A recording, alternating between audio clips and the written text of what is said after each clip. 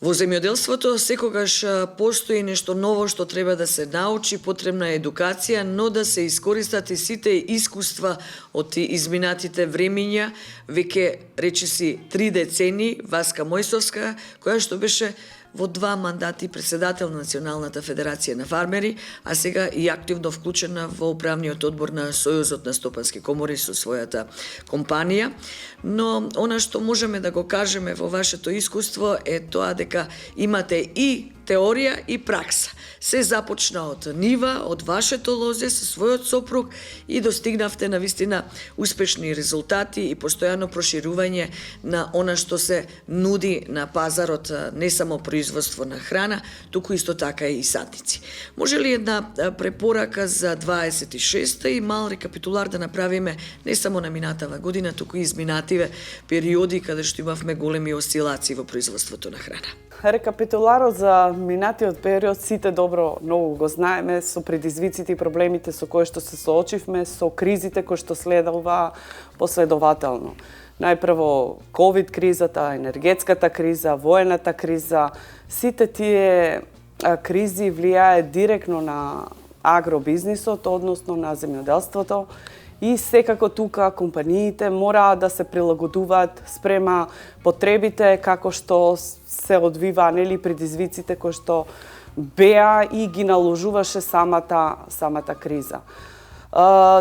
Тие последици, тие предизвици се уште траат и се уште, нели, нашите агробизнис компании се уште ги чувствуваат.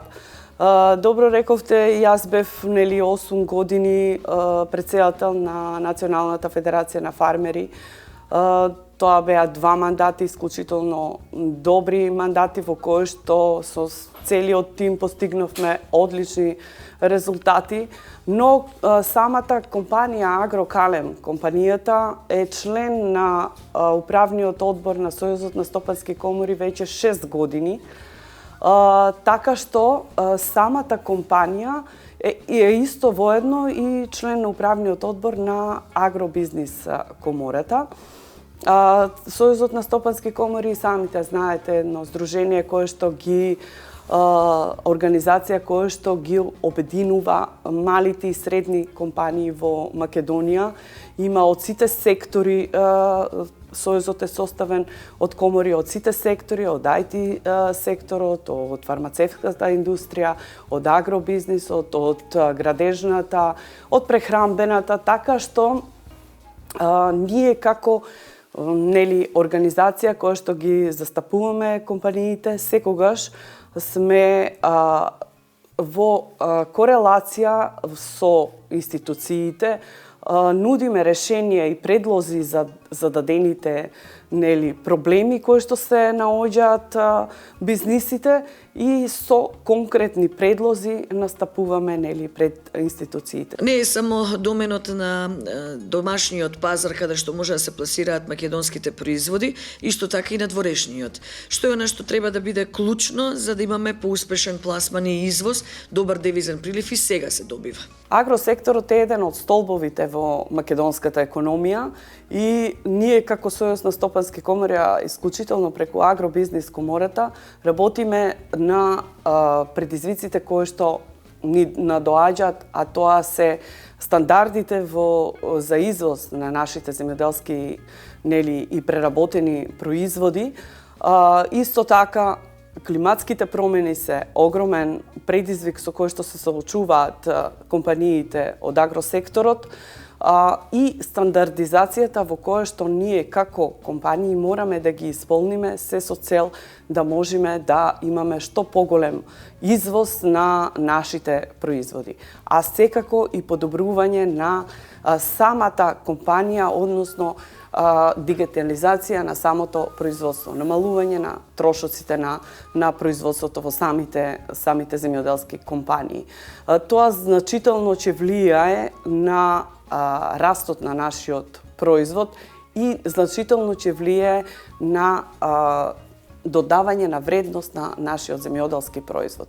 Ние како Сојуз на стопански комори, исклучително како агробизнис комората, секогаш се залагаме да нашите земјоделски производи не се извезуваат сурови, односно да останат тука во Македонија и да се преработат. Затоа силно бараме и некои решенија и предлози да се поддржат преработувачките компании, затоа што сметаме дека само преработен производ, кој што е овде наш производ преработен, може да му се додаде вредност на тој земјоделски производ и да може неколку пати поскапо да се наплати, нели, кога ќе се произведе и ќе се извезе во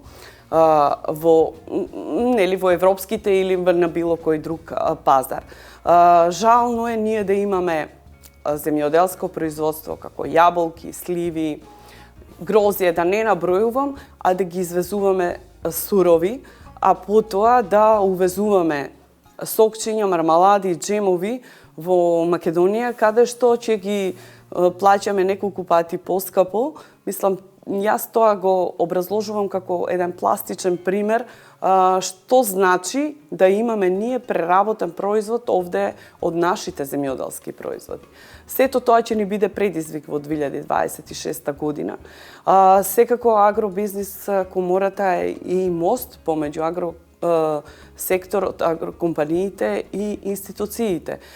Ние на сите тие состаноци на управни одбори даваме предлози и нови решенија како да се надминат овие предизвици и како нашите компании да го стигнат стандардот, затоа што верувајте, еднаш кога ќе го постигнете стандардот на квалитет и сите тие сертификати кои што се барат во Европска Унија, вие потоа ви е многу полесно и можете да наоѓете и подобри пазари и за својот производ. Тоа лично на себе го имаме ние како компанија почувствувано, затоа што знаеме кога нудите квалитет, дека и производот нели ви се бара повеќе и е препознаен не само во Македонија, туку и во странство. Како се движеше цената на трпезното грозје во изминатиот период во 25-та, дали имаше осцилации?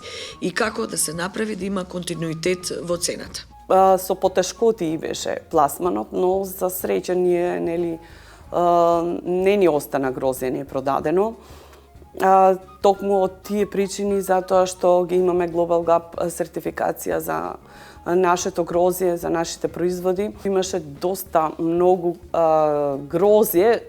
Годината беше исклучително добра за целиот регион, затоа што имаше и квалитет и квантитет грозјето. Ако некогаш сме извезувале најмногу грозје во балканските земји, оваа година беше многу поразлична.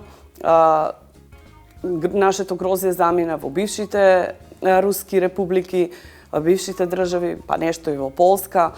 Така да секоја година е различно. Секоја година треба да се прилагодувате спрема клиентите, спрема потребите на пазарот и така, но не треба да мирувате и да бидете комотни дека оваа година ако било вака добро, секоја година е различно и секоја година треба да се изнаоѓаат решенија за пласманот. Проблемите околу работната сила и текако натежнуваат на сите агрокомпании, така и на нас. Мора да наоѓеме решение за воиднина, што повеќе работната рака да ја заменуваме со механизација и со дигитализација, се со цел да го олесниме нашето производство. Ние веќе како компанија метнавме неколку наши работи во изминативе години за да ја замениме работната сила, но има некои операции кои што се потребни работна рака, така да и тука работиме како Сојуз на стопански комори, затоа што со овој проблем се соочуваат сите компании, без разлика од кој сектор доаѓаат. Самото време се придонесе да имаме миграција од нашата држава, но тоа не значи дека ние треба да застанеме со производство, треба да наоѓеме начини како да се подобриме, да го зголемиме производот со самата цена, мислам, да се зголеми цената на самиот производ, со тоа и да се покачи стандардот на граѓаните, се со цел да можеме да обстанеме. Која беше цената откупна или вашата продажна цена на трпезното грозје?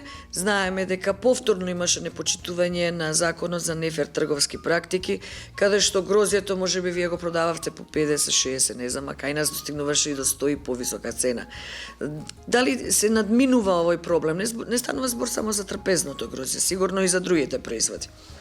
Па така е, законот за нефер трговски практики беше и предлог на Сојузот на стопански комори и тој закон треба да се почитува затоа што е фер закон во кој што секој ќе си го земе делот од колочот кој што му следува. Штета е производителите да имаат една цена, а во маркетите вие како потрошувачи да купувате некој производ кој што е 3 пати поскап од самиот производител кој што е набавен и купен тој производ. И во целост ние поддржуваме тој закон и сметаме дека само така ќе имаме стабилизација на инфлацијата, односно да престане она неконтролирано покачување на цените, а исклучиво зборам за земјоделскиот и прехранбениот сектор, затоа што тој е основен производ на секој на секое домаќинство, затоа што тука не само што се трошат и граѓаните, тука и државата ослабнува.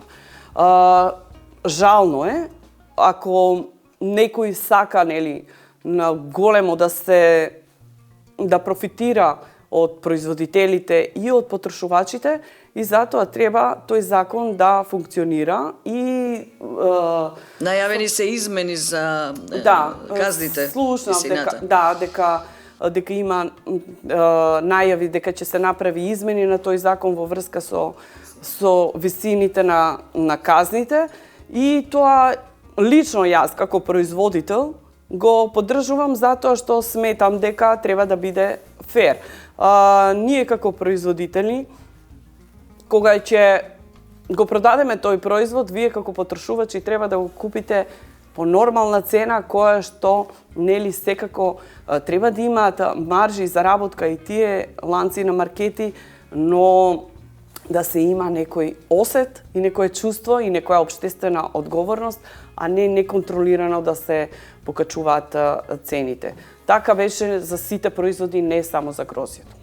Што нешто во иднина вие би го планирале во делот на својата компанија? Дали работите веќе и на финализација на производите од грозје? Во делот на преработките на земјоделските производи, еве и ние веќе 4-5 години работиме во тој дел, така што винското грозје кое што го имаме, веќе почнавме да го правиме маџун. Тоа е традиционален наш производ кој што се користи за имунитет, за превенција од болести и кое што е многу здрав и природен шеќер кој што се конзумирало од векови кај нас во тикашијата, но еве сега го нудиме и на сите граѓани во Македонија и многу сме среќни затоа што со самото тоа вие му додавате вредност на самиот земјоделски производ, со самата преработка.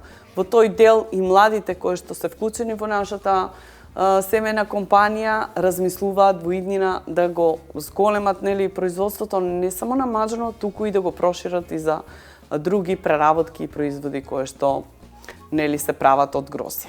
Подигањето на лозови насади е многу битно за прилагодувањето и приближувањето кон Европската унија. Го знаеме тоа правило дека мора да бидат таа површина на хектари до влезот и поради тоа е неминовно потребна стратегија да се збогатува, да се површините зголемуваат. Што е нешто најмногу го бараат лозаропроизводителите, дали има само обновување или пак подигање на нови лозови насади? Последниве неколку години најбарана од винската сорта е темјаниката и од неа веќе немаме за продажба затоа што таа веднаш се продава. Но јас лично сметам како производител дека тоа е погрешно затоа што таа сорта како вино се бара сега на пазарот, но ние мораме да имаме некоја стратегија во иднина како ќе бидат нашите структури на лозови насади. Ние треба да наоѓаме пласман за таа сорта. Не можеме ние сега, ако оваа година оде гроздето се бара темјаника, како плод зборам, и дека ќе подигаме сите лозови насади со сортата темјаника. Се е различно потребите, но треба тоа да се напомене дека треба да се обновуваат нашите лозови насади и треба да се зголемуваат површините под лозови насади. Имаме одлична клима, треба со што поголем број на хектаража да влеземе во Европска унија кога ќе дојде денот, сега тоа не знаеме кога ќе биде, но нели работиме сите како држава за што побрзо да дојде тој ден, ние ќе влеземе со поголеми површини, ако влеземе со поголеми површини на лозови насади, ние потоа можеме само да ги обновуваме и да ги одржуваме. И затоа сега треба стратешки да размислуваме и да гледаме каде ќе се движиме во следните 10, 20 и 30 години во областа на лозарството. Од страна на трапезните сорти имаме побарувачка од сите сорти. Така да од најраните, оние стандардни кои што ни беа Афустале, Кардинал, па и новите Викторија сорти кои што ги имаме, Прима, Молдавијата многу се бара, таа е нели сорта која што најпоследно се бере. Така да различни клиенти, различни побарувања, но добро е што се сади, добро е што се подигаат лозови насади и само треба што поголеми подршки за тие подигање на лозови насади, затоа што е скапа инвестиција и треба да им се даде стимул за што повеќе обновување на старите насади се со цел да имаме што поголемо производство. Каква е моменталната состојба со пласманот на овошните садници? Овошните садници оваа година исклучително сме задоволни затоа што веќе сме при крај со продажбата. Јаболката се бара многу, исто кај сијата, крушите, сливата доста имавме побарувачка. Така што тоа ме радува затоа што се обновуваат нели старите насади и се подигаат нови насади кои што ќе бидат нели со поинтензивен род. Лозовите садници исто ние како расадник, најголем расадник за производство на лозови садници во Македонија, работиме на однапред договорени нели количини за производство на садниците и имавме доста нарачки за вински и за трапезни сорти. Самите временски услови не дозволија да навреме ги подготват луѓето своите ниви. Ситуацијата со која што се наоѓаме, нели, самиот откуп, како што ви реков, сето тоа влијае на планирањето на подигањето на новите насади.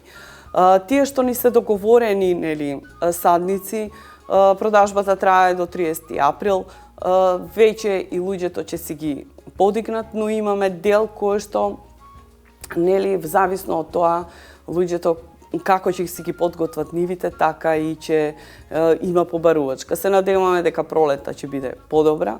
Имавме и есента продажба, но сега еве кога ќе биде пролетното сење, па да се надеваме дека целото производство на лозови садници ќе заврши овде во Македонија. Ние како семејство, односно семејно земјоделско стопанство, работиме од 2007 година. Тоа се некаде 29 години, но самата фирма Агрокалем е формирана 2009 година. Тоа произлезе од самата наша регистрација за производство на лозови и овошни садници. за сите овие години имало нели и добри и лоши години, во една златна средина ние како компанија со нашиот труд кој што сме го вложиле и со нашата работа сметаме дека добро сме постигнале, затоа што секоја година гледаме нашите клиенти да ги обслужиме со што подобар нели здравствено исправен садник и инвестираме во тие подигање на наши матични насади кои што се доста скапи за производство на репроматеријал и ако некогаш ги набавувавме тој репроматеријал од соседни земји, ние сега веќе сме комплетно сами производители на тој репроматеријал, на дива подлога, на калем гранки. Не беше ефтина таа инвестиција, но година за година ние инвестиравме, бидејќи знаеме дека само кога имате здравствено исправен, сертифициран репроматеријал за производство, вие можете да понудите здравствено исправен добар садник. Секоја година вметнуваме по некоја иновација. Пред неколку години вметнавме фолија за производство, каде што си олеснивме нели работната сила, затоа што не мораме да ги копаме садниците помеѓу во самото препориште. Сега со самата таа фолија немаме плевели, не трошиме заштитни средства, исто така и заштедуваме на работна сила, а самото тоа влијае и на подобра топлина и задржување на влагата, затоа што цревото кое што е за наводнување кап по кап е под самата фолија. Таа фолија кај нас ја нема, но ние од европски земји ја увезовме и сега секоја година го применуваме тоа. Друга иновација која што не би рекла иновација затоа што светот одамна така работи.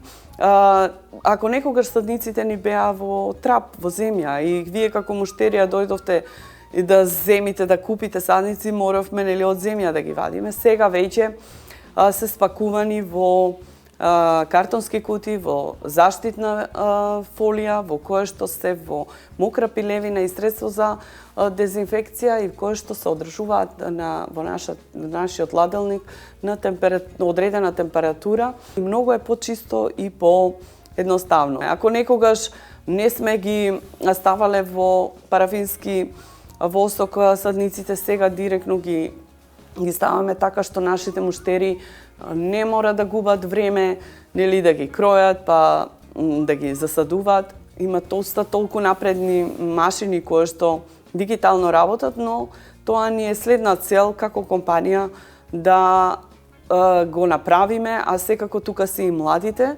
кои што нели со нивните работи, со нивните идеи и напредната технологија можат да се снајдат, нели и да можат да произведуваат што повеќе садници, затоа што Македонија има недостаток на производство на лозови садници. Ние и при ваквото мало производство кое што го имаме во државата, затоа што само 2-3 фирми се бавиме со производство на лозови садници и така имаме увоз на садници. Произведен садник овде на наша клима е многу подобар, прилагоден садник на ова наша нели почва и директно не трпи транспорт за увоз, граници и сето тоа придонесува за намалување на квалитетот на садник. Еве преку вашиот успешен личен пример, нели приказна која што трае низ генерациите и во наследство на вашите деца, како тоа седам го пресликаме и на останатото производство. Како можеме, еве, како една порака до владата, каде што се и креираат аграрните политики или воопшто политиките во агробизнисот и воопшто бизнисот, економијата, што е вашиот совет или препорака или потребна е едукација пред се кај младите? Најмногу едукација. Не само кај младите, и кај сите кои што ги водат компаниите, лично и кај нас, значи затоа што технологијата толку многу оде напред, што ние не сме ни свесни како светот веќе работи со таа технологија во самото производство. Целата таа едукација и тие неформални образовни процеси треба да се вметнат во самите компании ако сакаме да напредуваме, без разлика од кој сектор доаѓаме, и да се следат чекорите и новитетите во светот, а секако и да се прилагодуваме спрема потребите на пазарот. Јас искрено како родител, како мајка, која што сака децата да и се покрај неа, нели, каде што се родени и таму да си останат да живеат. Јас верувам дека ни еден родител не сака детето да му е во странство, но нели условите како налагаат, така и тие си бараат нели свое. Ние како семејна компанија која што основавме само јас и мојот сопруг, кога ни беа многу мали децата, семено работевме, тие во самиот процес беа вклучени од самата наша работа. Чекор по чекор, нели, проширувавме и се надоградувавме. Тие така вклучени, самото тоа им придонесе да продолжат да работат со оваа работа. И синот и черката. Черката е веќе дипломиран агроном, нели, лозар, овоштар, и двајцата се вклучени во самото производство. Тимски работиме, фамилиарно. Јас велам и нашите работници кои што се долги години кај нас вработени, дека се и тие дел од нашата фамилија, затоа и велам фамилиарно. И на младите останува еднината. Ние треба само како држава, како родители да им обезбедиме услови да останат да работат овде. Било да е тоа од кој сектор тие сакаат. Затоа што кога имат младите услови за живот во самото место, тие не размислуваат да заминат во странство. Јас познавам доста млади луѓе кои што сакат да живеат овде, но од разни икс причини, кога ќе почнат да работат, особено во агро секторот, се откажуваат затоа што, би ги кажав, предизвиците, недоволно работна сила, потоа климатските промени, значително зголемување на трошоците за производство, ниската цена, ниските цени и сето, особено кај винското грозје. Да, особено таму. Зборувам за секторот, нели, лозарство, затоа што и јас доаѓам од тој сектор. И сето тоа влијае, нели, на самото размислување на младите. И тука не можеме никој ни да обвиниме, ни да посочиме. Секој си бара своја иднина. Тоа беше Васка Мојсовска, која што многу добро им е позната на нашите гледачи, на фармерите, на бизнис производителите, оние кои што се вклучени во Сојузот и општо. Вие сте исто така и меѓу жените бизнисменки веќе препознатлива, но бевте и во Европската унија, не забравивме тоа да го кажеме, во Брисел, што значи има инспирација и за воиднина да работите токму на напредокот на севкупниот македонски аграр. Ви благодарам за учеството во денешната емисија.